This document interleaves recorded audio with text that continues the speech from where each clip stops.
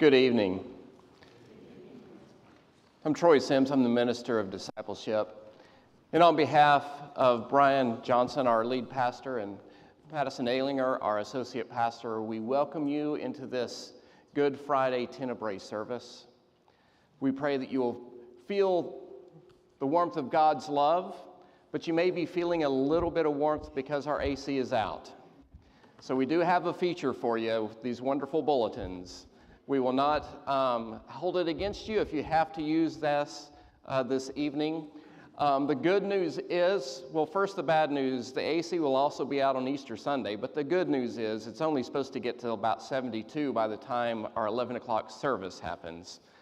So we hope that you'll come back this weekend. We do have 4 services. We have our 6:30 sunrise service. We have an 8 o'clock service here in the sanctuary when it's only supposed to be in the 60s. And then we have a 9:30 service that will either be outside or in Fellowship Hall. And then we'll have a service at 11 where it's only going to be like 72, so it won't be too bad. It'll be cooler than it is right now. But here's the thing. We truly want you to know that no matter where you come from, no matter what you believe or doubt, no matter what you're feeling or just not feeling, no matter what you have or don't have, you are welcomed into this moment of worship, into this space, into this community of faith, by God who loves you, by God who meets us where we are, by God who suffers with us and is willing to suffer for us, and by God who wants a personal relationship with you, and in the process, draw us into relationship with one another. So let us take the time to reflect on that God that we meet in Jesus as we consider those last several hours of Jesus' life.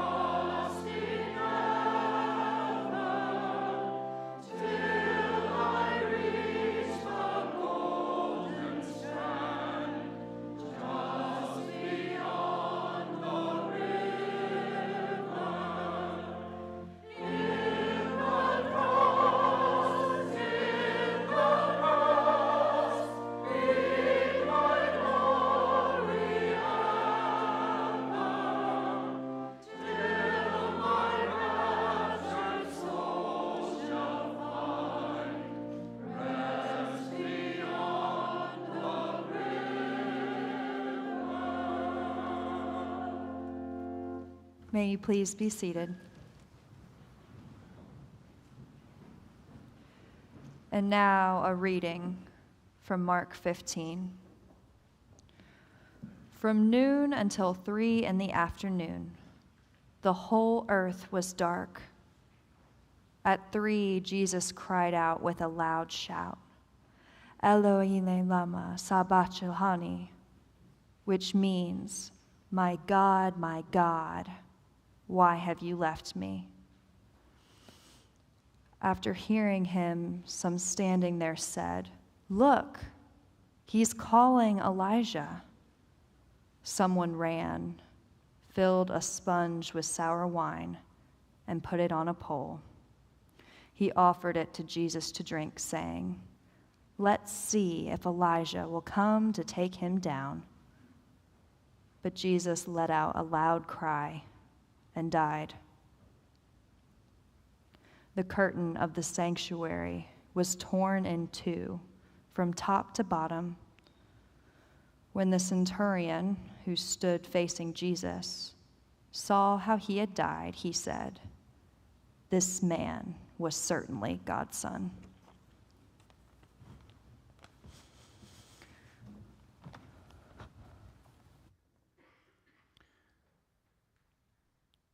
Alone, abandoned, misunderstood, in the dark.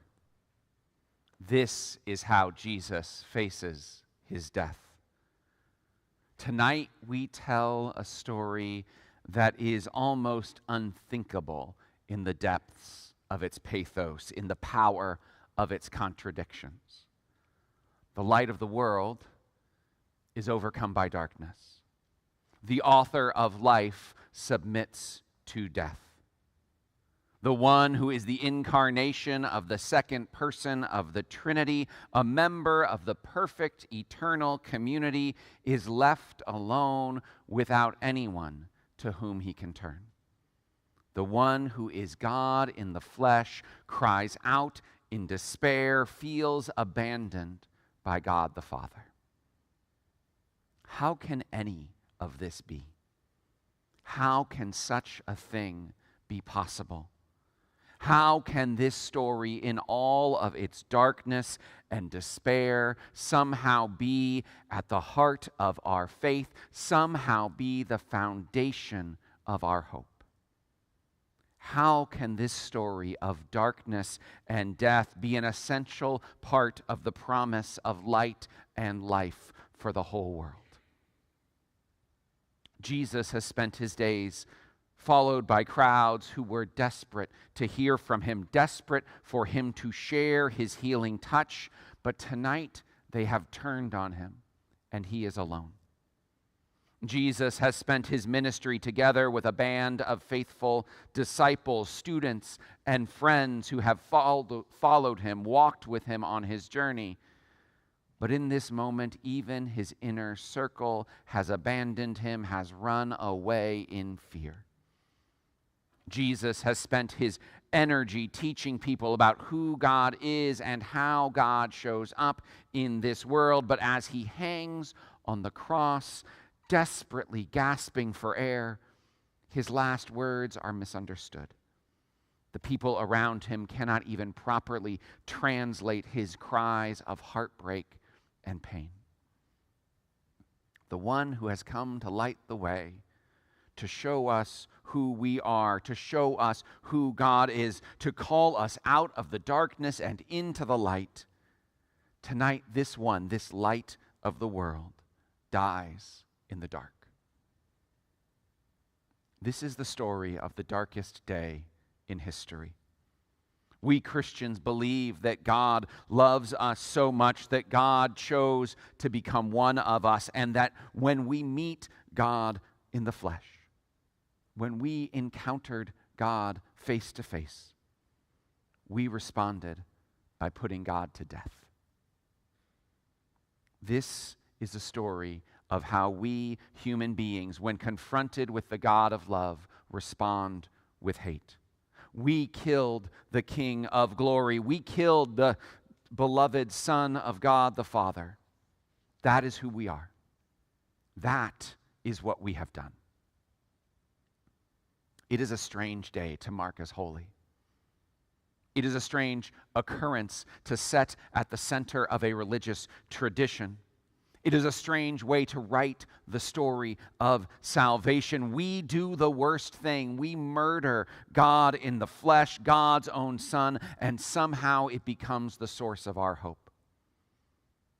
We do the very worst thing we can do, and God responds with God's very best. It would seem that our faith, Christian faith, is a faith that is not afraid to speak the truth. It is a faith that is not afraid to face the real hurts of this world. It is a promise that is not reserved for the good times, for the moments when everything seems to be going right. Ours is a faith not for those who have climbed to the top of life's ladder. Instead, ours is a faith for those who have been hung from the beams of the cross. Perhaps the most shocking thing about this story is not the darkness. No, this world has plenty of that. Nor is it the pain. Again, we can look around and see that just about anywhere. Nor is it the abandonment and despair, all of which are far too common. No, the most shocking thing about this story is that it is precisely through those things that the truth about Jesus is revealed.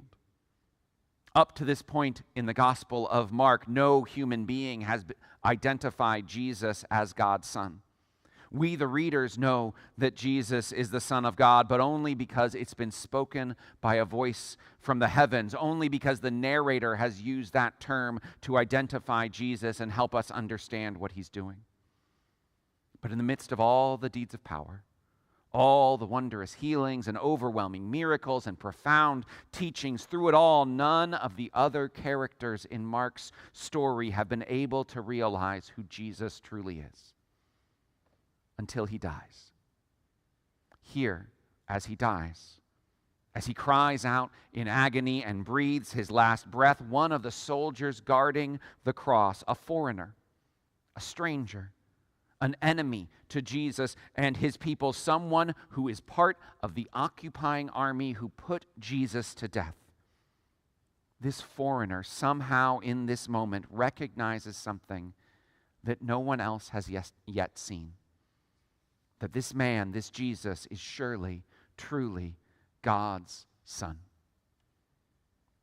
This is a truth, it seems, at least as Mark tells the story, that can only be known about Jesus after witnessing his death. In Jesus, we encounter something, someone hard to fathom. A God who does not stay distant from us. A God who does not choose to remain safe. A God who has chosen to be made known precisely in the midst of pain, heartbreak, loss.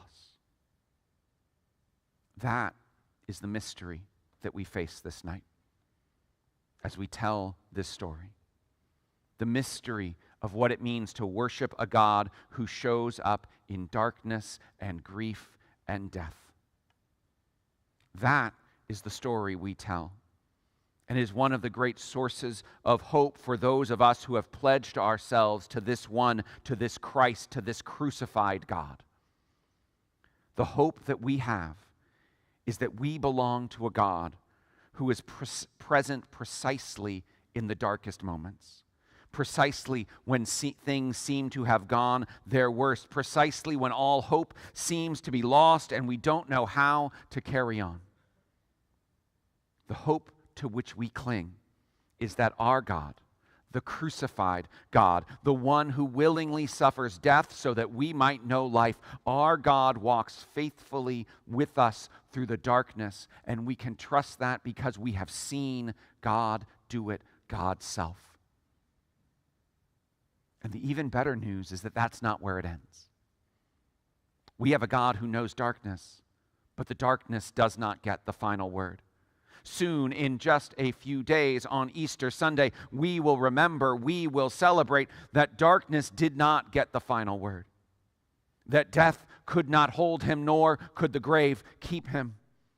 We worship the God who is crucified for us. We also worship the God who is resurrected for us. But before we get to the world-transforming news of Easter, before we get to the death-defeating power of resurrection, before we get to the light that shines more brightly than we can imagine, before we get to any of that, we take time tonight to sit in the darkness, to face down the reality of death, to wrestle honestly with the unfathomable grief of a God who hangs upon the cross, a creator who is murdered by God's own creation. Tonight we tell that story. Tonight the darkness that will gather in this space will reflect the darkness of a world that has rejected God, done violence to God's Son. Tonight we journey into darkness. And as we do, we trust that darkness does not get the final word. We trust that even the deepest darkness of death cannot stop the power of God's faithful love. So first, before we take that walk towards the light that we will celebrate on Easter Sunday, let us first descend into the darkness. Let us gaze upon the divine victory that looks so much like defeat. Let us marvel in wonder at the crucified one who leads us into uncharted waters, who carries us through the darkest valleys of grief and death. Let us step into the darkness. Let us wrestle with the force of sin and evil, the sin and evil within us, the sin and evil in this world, the sin and evil that nailed our Lord to the cross. Let us step into the darkness, and let us cling to the one who faces down the darkness of death for us, so that we might find our home with the God who is love and light and life. Tonight we step into the darkness, and we trust that the one who hangs upon the cross is also the one who leads us safely into the light. Amen.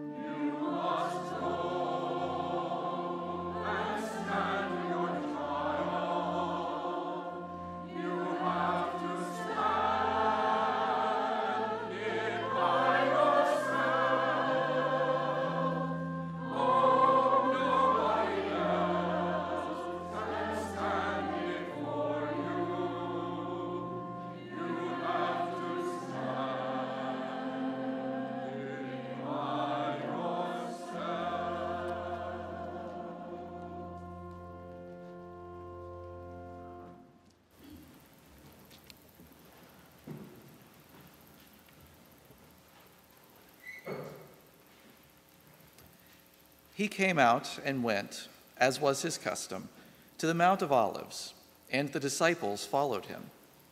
When he reached the place, he said to them, "Pray that you might not come into the time of trial." Then he withdrew from them about a stone's throw, knelt down and prayed, "Father, if you are willing, remove this cup from me. Yet not my will, but yours be done."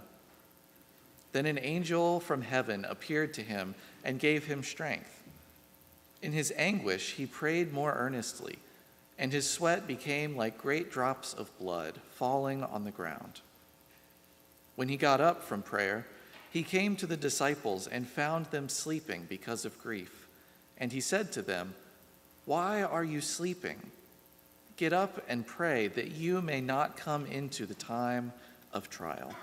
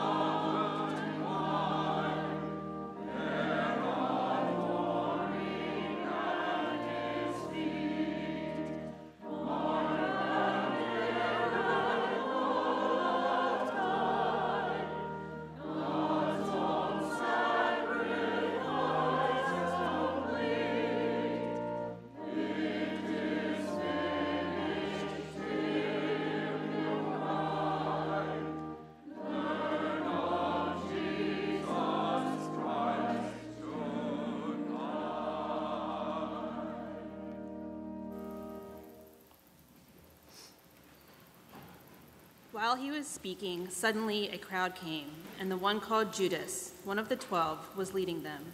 He approached Jesus to kiss him, but Jesus said to him, "Judas, is it with a kiss you are betraying the Son of Man?" When those who were around him saw what was coming, they asked, "Lord, should we strike with the sword?" Then one of them struck the slave on the high priest and cut off his right ear. But Jesus said, "No more of this." And he touched his ear and healed him. Then Jesus said to the chief priests, the officers of the temple police, and the elders who had come for him, "Have you come out with swords and clubs as if I were a bandit? When I was with you day after day in the temple, you did not lay hands on me, but this is your hour and the power of darkness."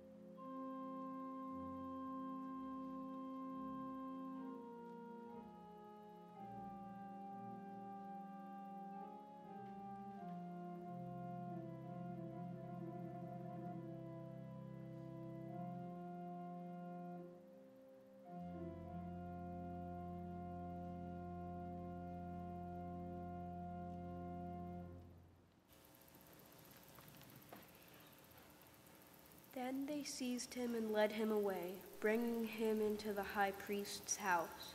But Peter was following at a distance. When they had kindled a fire in the middle of the courtyard and sat down together, Peter sat among them. Then a servant girl, seeing him in the firelight, stared at him and said, This man also was with him. But he denied it, saying, Woman, I do not know him. A little later, someone else, on seeing him, said, You are also one of them. But Peter said, Man, I am not.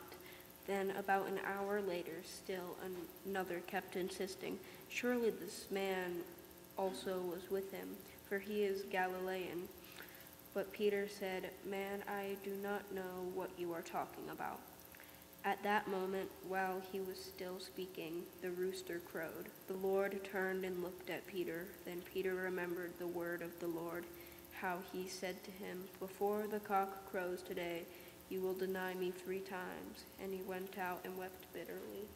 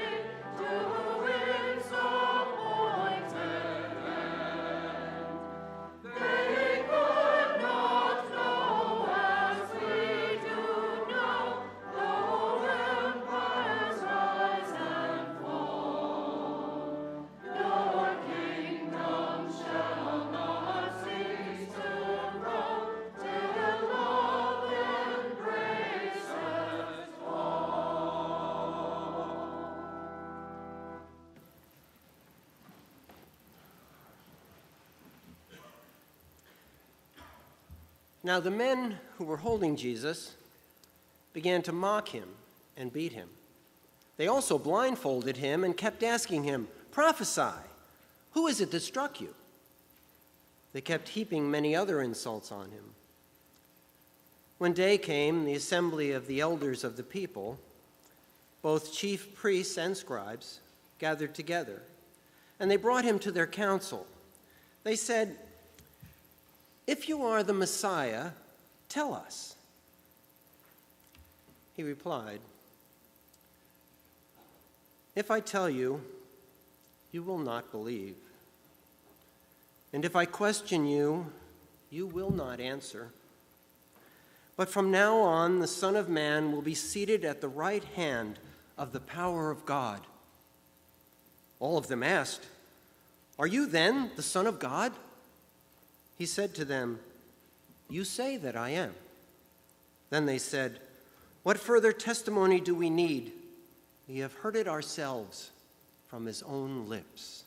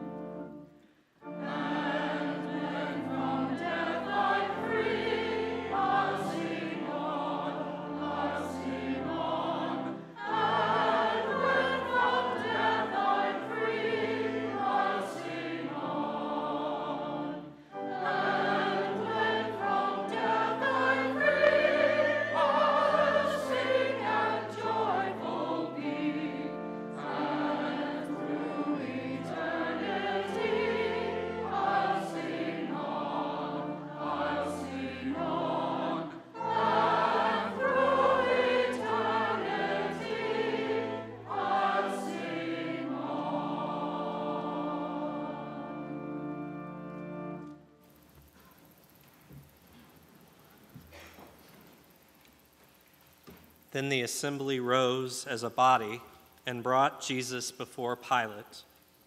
They began to accuse him, saying, "We found this man perverting our nation, forbidding us to pay taxes to the emperor, and saying that he himself is the Messiah, a king."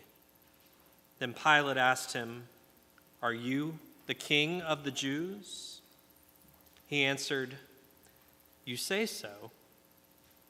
Then Pilate said to the chief priests and the crowds, "I find no basis for an accusation against this man." But they were insistent and said, "He stirs up the people by teaching throughout all Judea, from Galilee, where he began, even to this place." When Pilate heard this, he asked whether the man was a Galilean. And when he learned that he was under Herod's jurisdiction, he sent him off to Herod, who was himself in Jerusalem at that time. When Herod saw Jesus, he was very glad, for he had been wanting to see him for a long time, because he had heard about him, and he was hoping to see him perform some sign.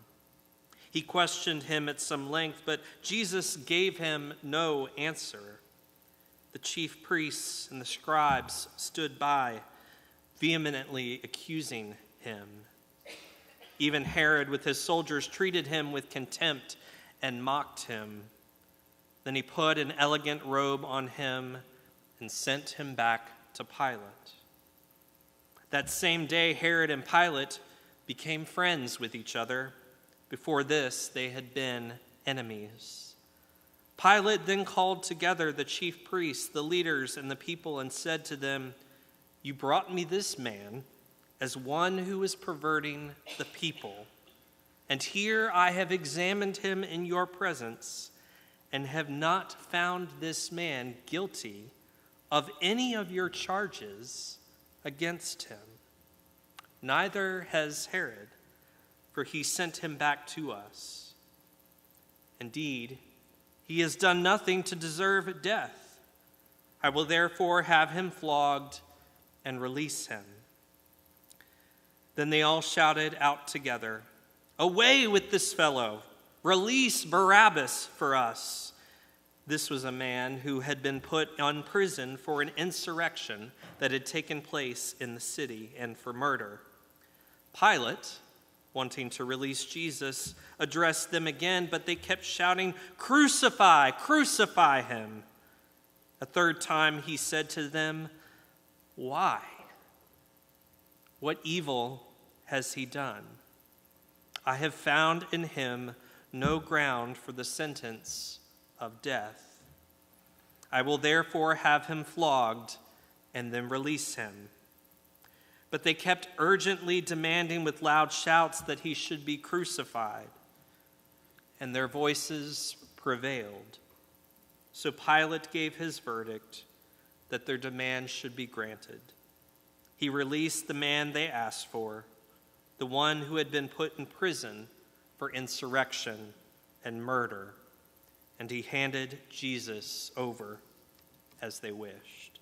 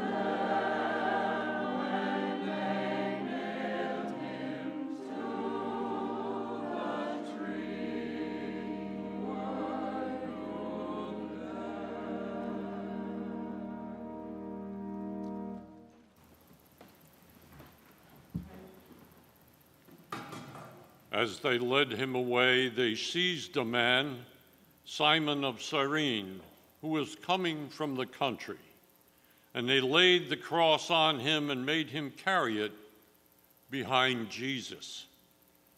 A great number of the people followed him, and among them were women who were beating their breasts and wailing for him. But Jesus turned to them and said, "Daughters of Jerusalem, do not weep for me, but weep for yourselves and for your children.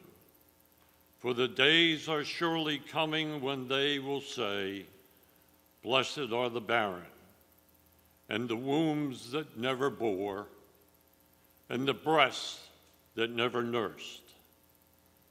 Then they will begin to say to the mountains, 'Fall on us,' and to the hills, 'Cover us.' For if they do this when the wood is green, what will happen when it is dry?" 2 others also, who were criminals, were led away to be put to death with him. When they came to the place that is called the Skull, they crucified Jesus there with the criminals, one on his right and one on his left. Then Jesus said, "Father, forgive them, for they do not know what they are doing." And they cast lots to divide his clothing. And the people stood by watching, but the leaders scoffed at him, saying, "He saved others. Let him save himself, as he is the Messiah of God, his chosen one."